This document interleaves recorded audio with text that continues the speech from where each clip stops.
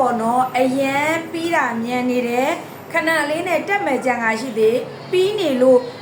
မိမရေဘလို့ပစ္စည်းမျိုးသုံးရမလဲဆိုရင်ပေါ့နော်အမေတို့ရှိကအနီကိုအတွဲလိုက်လေးကိုသုံးပေးလို့ရတယ်ကိုကပေါ့နော်အသက်အရွယ်ကြောက်ပဲပြီးလာတာမြန်နေလားဒါမှမဟုတ်ရင်စိတ်ပစ္စည်းမှုတွေလားလူမလန်းဆန်းလို့လားလူတွေအိတ်မပြောလို့ပါပေါ့နော်အဲ့လိုတွေကြောင့်အပီးမြန်လာတယ်ဆိုရင်ကိုကပေါ့စိတ်ပင်ပန်းတာကြောင့်အေးမိုးရတာကြောင့်အပီးမြန်နေဆိုရင်တော့အဲ့လိုလေးတွေကိုကိုကဖြစ်တင်းနေပေးပါပေါ့နော်ဒါမှမဟုတ်ဘူးစားတောက်နေထိုင်ကြဆိုရင်ကိုကအဲ့လိုချိန်ပေးနိုင်ပေးနိုင်ပေါ့နော်မပေးနိုင်ရင်အပြတို့ရှိရထွက်တဲ့အနီယိုလေးကိုစားပေးလို့ရပါတယ်ရှင့်အနီယိုလေးရဆိုရင်အမျိုးသားတွေပေါ့နော်ပန်းစီပန်းညိုးတွေတုပ်လို့မြန်တာတွေတုပ်ထွက်နေတာတွေထောင်မမှုအားနေတာတွေအထူတွေချိန်မောပန်းလွယ်ပြီးတော့စိတ်သွားလိုက်ကိုမပါဖြစ်နေတယ်အမျိုးသားစွမ်းအင်တွေကျနေတယ်ဆိုရင်တော့ခံစား